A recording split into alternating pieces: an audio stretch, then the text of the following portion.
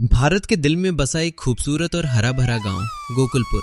गोकुलपुर जितना अपनी सुंदरता के लिए मशहूर था, उतना ही अपने एक पुराने और सख्त सिद्धांत के लिए। यहाँ के बुजुर्गों का मानना था कि रिश्ते आसमान में नहीं बल्कि बचपन में ही तय हो जाने चाहिए। इसी परंपरा के चलते जब बच्चे घुटनों के बल चलना भी नहीं सीखते थे, तब उनके माँ बाप उनकी जिंदगी का सबसे बड़ा फैसला ले लेते थे, उनकी शादी। इसी गाँव में दो पक्के दोस्त रहते थे। एक थे सविता के पिताजी और दूसरे थे नारियल के पिताजी। इन दोनों की दोस्ती इतनी गहरी थी कि इन्होंने एक दिन चौपाल पर बैठकर एक बड़ा फैसला ले लिया।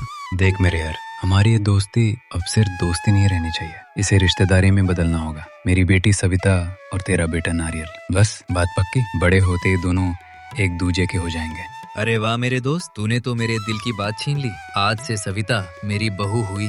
बड़े बुजुर्गों ने तो लकीर खींच दी थी, लेकिन तकदीर को शायद कुछ और ही मंजूर था। समय अपनी चाल चलता रहा, बच्चे बड़े हुए। सविता गोकुलपुर की सबसे समझदार और खूबसूरत लड़की बन गई। लेकिन सविता के दिल में नारियल के लिए कोई जगह नहीं थी। उसके दिल का रास्ता तो किसी और ही गली में मुड़ चुका था, और वो गली जाती थी पेठालाल के घर की तरफ।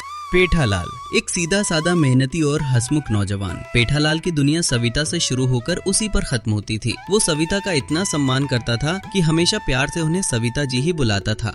सविता जी, आप जानती हैं, जब भी मैं इस तालाब के पानी को देखता हूँ तो मुझे इसमें सिर्फ आपकी ही परछाई नजर आती है।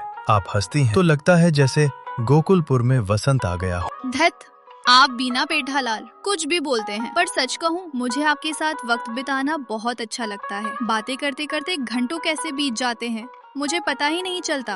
दोनों की बातें कभी खत्म नहीं होती थी। कभी तालाब के किनारे बैठकर तो कभी गांव के हरे भरे जंगलों की पगडंडियों पर चलते हुए उनकी दोस्ती ने कब प्यार का रूप ले लिया, ये उन्हें खुद भी नहीं पता चला। पेठालाल सविता के लिए जंगली फूल तोड़कर लाता और सविता उसके लिए अपने हाथों से बना खाना। दोनों अपनी एक नई दुनिया बसाने के सपने देखने लगे थे। उन्हें लगने लगा था कि वो अपनी दोस्ती को हमेशा के लिए प्यार और फिर शादी में बदल देंगे। लेकिन गोकुलपुर का वो पुराना सिद्धांत अपना सिर उठाने लगा। जैसे ही सविता की शादी की उम्र हुई, उसके पिताजी ने वो बचपन का वादा याद दिला दिया। सविता, तू जानती है ना कि नारियल के साथ तेरा रिश्ता बचपन में ही तय हो चुका है। अगले महीने शादी है, तैयारी शुरू कर दे।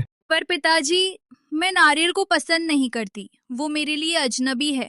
मैं किसी और को चुप कर। हमारी इज्जत और जुबान से बढ़कर कुछ नहीं है इस गांव में। मैंने अपने दोस्त को वचन दिया है और मैं उसे नहीं तोड़ सकता। तुझे नारियल से ही शादी करनी होगी, ये मेरा आखिरी फैसला है। और इस तरह एक पिता की जिद और गांव की खोखली परंपराओं के आगे सविता की एक न चली। न चाहते हुए भी रोते बिलखते सविता को नारियल के साथ 7 फेरे लेने पड़े। वो दिन पेठालाल की जिंदगी का सबसे काला दिन था। दूर खड़ा पेठालाल सविता को दुल्हन के जोड़े में किसी और का होते देख रहा था।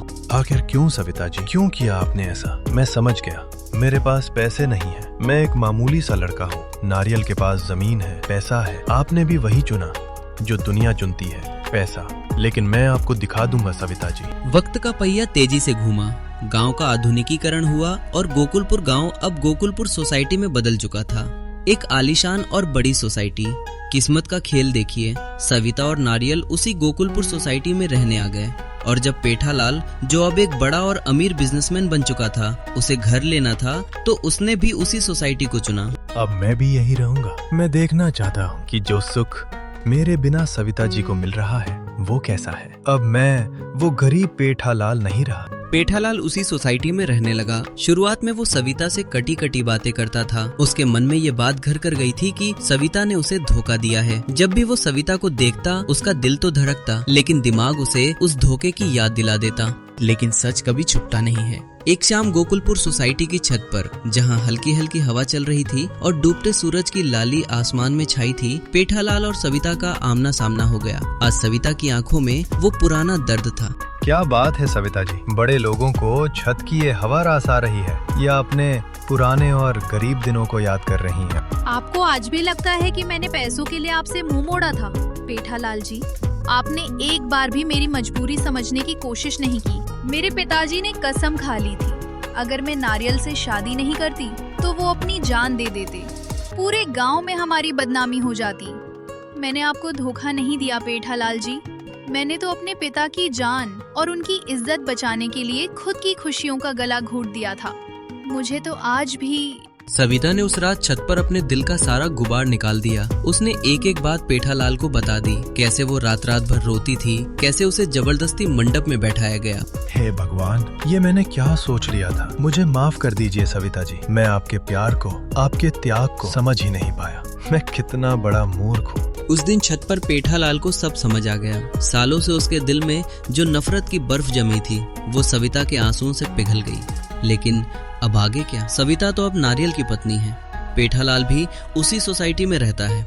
क्या इन दोनों का प्यार एक नई करवट लेगा या नारियल को इस बात की भनक लग जाएगी?